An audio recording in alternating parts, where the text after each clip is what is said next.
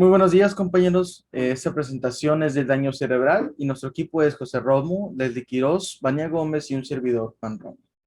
A manera de introducción, queremos ver que el daño cerebral se adquiere durante múltiples dimensiones, tanto física, cognitiva, emocional y sociofamiliar, pero que al implicar ya el cerebro como órgano principal de la cognición, pues se producen diferentes trastornos mentales que pueden crear algunas incapacidades.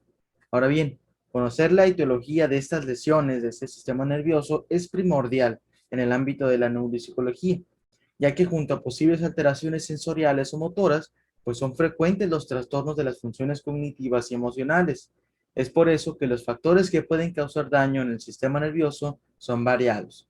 Por decir enfermedades vasculares, traumatismos craneoencefálicos, tumores, infecciones e intoxicaciones son los motivos más frecuentes. Comenzaremos con uno de ellos, los trastornos vasculares cerebrales.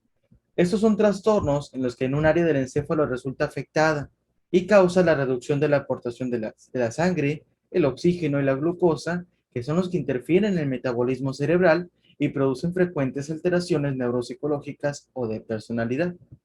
Algunos principales factores de riesgo de padecimiento de estas enfermedades son la hipertensión arterial, la diabetes, hiperlipidemia, las enfermedades cardíacas y también el tabaquismo y el alcohol. Estos trastornos también se dividen en clasificaciones. Por un lado, los isquémicos, que son un 85%, y en los cuales hay globales y focales. En este último están los accidentes isquémico transitorio e infarto cerebral, además de las trombosis, embolia y reducción de flujo sanguíneo. Por otro lado, el hemorrágico, que es un 15%, solamente contamos con las hemorragias cerebrales, subaracnoidea, subdural, epidural y también las malformaciones vasculares.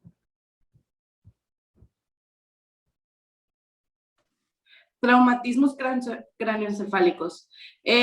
Son la modalidad más frecuente de daño cerebral sobrevenido en personas de menos de 40 años y constituyen en el campo de intervención más frecuente en la práctica neuropsicológica. El traumatismo directo se produce cuando el cráneo impacta de una forma brusca con un objeto produciendo lesiones focales. Y el otro traumatismo indirecto se produce cuando el encéfalo se lesiona en el interior del cráneo tras ser sometido a las fuerzas de distensión provocadas por la desaceleración repentina. Las lesiones abiertas tienen daño local con síntomas focales y riesgo de epilepsia traumática. Se producen por un impacto sobre el cráneo, produciendo perforación, ruptura traumática y herida tisular. Las lesiones abiertas no siempre provocan pérdida de conciencia. Las lesiones cerradas generalmente producen pérdida de conocimiento como consecuencia de deformación de las fibras situadas en el tronco cerebral. Las lesiones cerradas tienen efectos más difusos sobre las funciones cognitivas.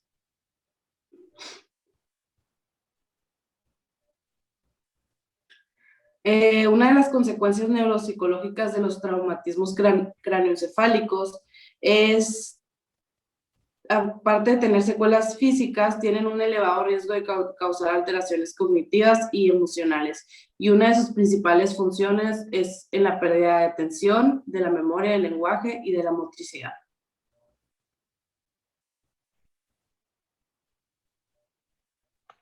Ahora hablando un poco sobre lo que son tumores cerebrales, estos son toda proliferación neoplástica que crece en el interior de la cavidad craneana y sobre todo en el propio tejido cerebral. Se dividen en primarios y secundarios. Los tumores primarios se originan en cualquier parte del sistema nervioso, mientras que los secundarios son metástasis cerebrales. También se dividen en infiltrantes y encapsulados. Los tumores infiltrantes no tienen límites bien establecidos, mientras que los encapsulados tienen límites bien definidos. Y por último, se dividen en benignos y malignos.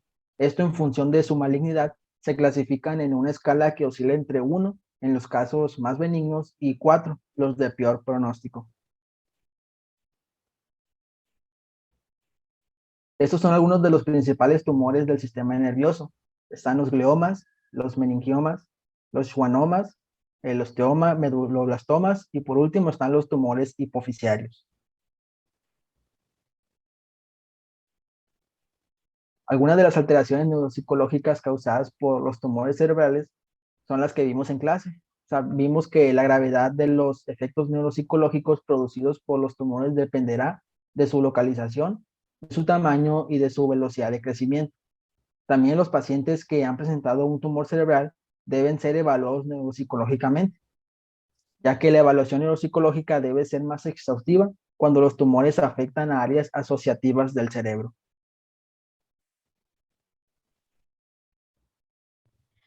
Ahora, con infecciones del sistema nervioso, nos referimos a los agentes de infección que acceden a través de la garganta, nariz, oídos y sangre, o como consecuencia de traumatismos cráneoencefálicos. Los procesos infecciosos pueden provocar daño cerebral por distintas razones. Estas pueden ser: interfieren en el suministro de sangre produciendo trombosis, hemorragia u obturación completa de vasos sanguíneos.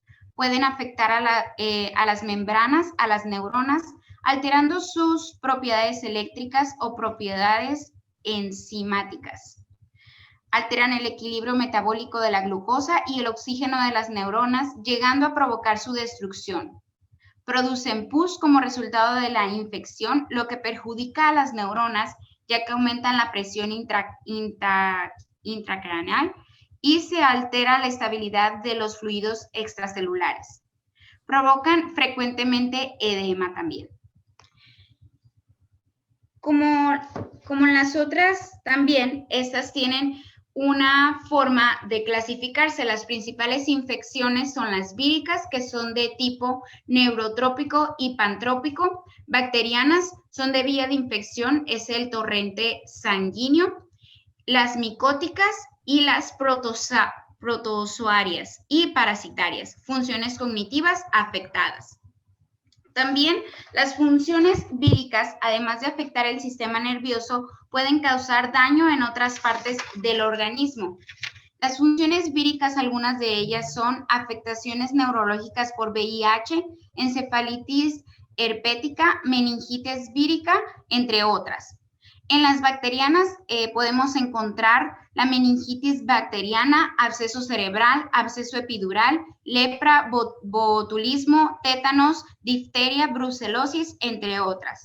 En las micóticas también encontramos las candidiasis, mucormoscosis, histoplasmosis, entre otras. Y en las protozooarias y parasitarias encontramos toxoplasmosis, malaria cerebral, entre otras. Y con eso finalizamos nuestra presentación del primer parcial de la materia de Neuropsicología 2. Gracias.